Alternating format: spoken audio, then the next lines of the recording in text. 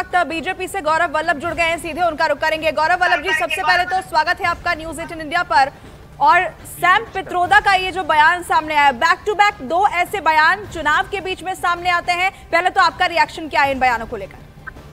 देखिए, मेरे हिसाब से तो जो संविधान बाबा साहब अंबेडकर ने दिया वो तो स्टार्ट होता है we the people of India. पर सैम पित्रोदा जो कि कांग्रेस के गुरु है, वो कहते हैं we the people of Chinese looking like people, Arab looking like people, the white looking like people. मैं हमारे बाबा साहब ने तो वो संविधान दिया नहीं।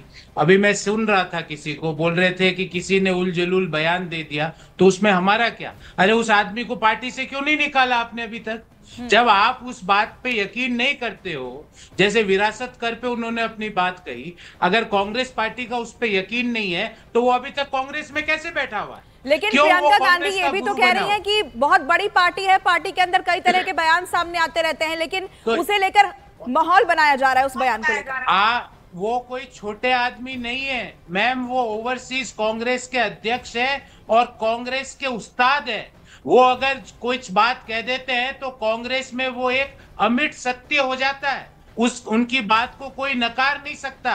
वो कहते हैं ईस्टर्न इंडिया में रहने वाले लोग चाइनीज की तरह दिखते हैं, वेस्टर्न इंडिया में रहने वाले लोग अरब की तरह दिखते हैं, नॉर्दर्न इंडिया में रहने वाले लोग व्हाइट्स की तरह दिखते हैं, सदर्न इंडिया में रहने वाले लोग अफ्रीकन की तरह दिखते हैं। तो मेरा तो जन्म वेस्टर्न इंडिया में हुआ और पूरी मैंने नौकरी ईस्टर्न इंडिया में करी, तो मैं तो चाइनीज और अरब की तरह अपने आप को नहीं मानता, मैं तो अपने आप को भारतीय की तरह मानता हूं। पर सैम पित्रोदा जो कि कांग्रेस के गुरु है, उनको देश में विभाजन लगता है। तो सवाल यह खड़ा होता है कि संविधान और लोकतंत्र की रक्षा क्या इस आइडिया से करेगी कांग्रेस पार्टी कि उनको देश में विभाजन की बात दिखती है? उनको वो लोगों की चमड़ी का रंग देख के उनका आकलन करते हैं। अरे ये कौन सी सोच है? ये लोकतांत्रिक सोच नहीं है, ये संवैधानिक सोच नहीं है, ये संविधान के खिलाफ की सोच है, ये भारत की संप्रभुता के, सॉवरेंटी के खिलाफ की सोच है। हमें तो एक बात और है, उस पर भी आपका मैं रिएक्शन चाहूंगी। प्रियंका गांधी ये बात तो कहती हैं कि विदेश में बैठा कोई आदमी कोई उल जुलूल बयान देता है, ये वो मान रहे हैं कि गलत बयानबाजी है, लेकिन इसके बावजूद अगर कांग्रेस कोई एक्शन उनके ऊपर नहीं ले रही है, बैक टू बैक उनके बयान सामने आ रहे हैं। इससे पहले विरासत टैक्स को लेकर भी उन्होंने कहा था। तो क्या कारण आप मानते हैं? आप तो कांग्रेस में रह चुके हैं, आप जानते होंगे कि अंदर खाने कैसे काम होता है वहां। देखिए, पिछली बार जब पिछला चुनाव था 2019 का, तो उन्होंने सिखों के नरसंहार पे बोला हुआ तो हुआ, कोई बात नहीं। अब वो कह रहे हैं कि विरासत कर 55% जो इनहेरिटेंस टैक्स लगा देंगे, 45% देंगे। अमेरिका में ऐसा होता है, इस पे चर्चा होनी चाहिए। अब वो देश को विभाजन करने की बात करते हैं, बोलते हैं ईस्टर्न इंडिया के लोग चाइनीज की तरह।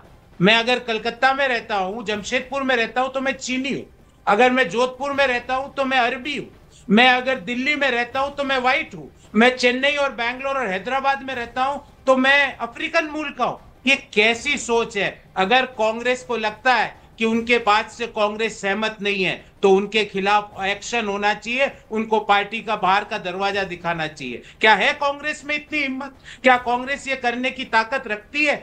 अगर कांग्रेस कोई प्रतिक्रिया रिएक्शन नहीं करती है तो इसका मतलब कांग्रेस इन सारे बयानों को अपनी मौन स्वीकृति दे रही है, silent approval to all the statements made by the guru of Congress party, that is Shri Sam Pitroda साहब। कांग्रेस हर बार निजी बयान कहकर किनारा कर लेती है, कहती है कि पार्टी से इसका कोई लेना देना नहीं है, जिसने ये बयान दिया है उसका निजी बयान है। बावजूद इसके कांग्रेस को खामियाजा भी उठाना पड़ता है। चुनाव के बीच में इस तरह का बयान आना और एक्शन नहीं होने का सबसे बड़ा कारण, गौरव जी, आपको क्या नजर आता है कि कांग्रेस क्यों नहीं एक्शन ले पाती है इन नेताओं के खिलाफ?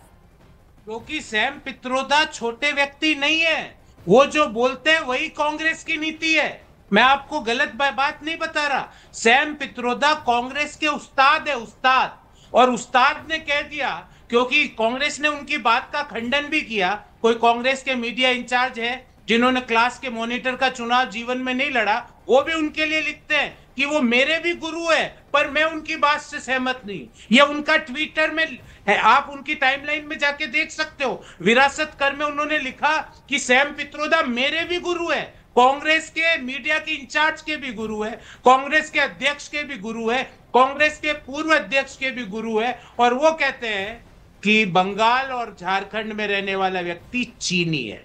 वो कहते हैं कि दिल्ली और जम्मू में रहने वाला व्यक्ति व्हाइट है, गोरा है।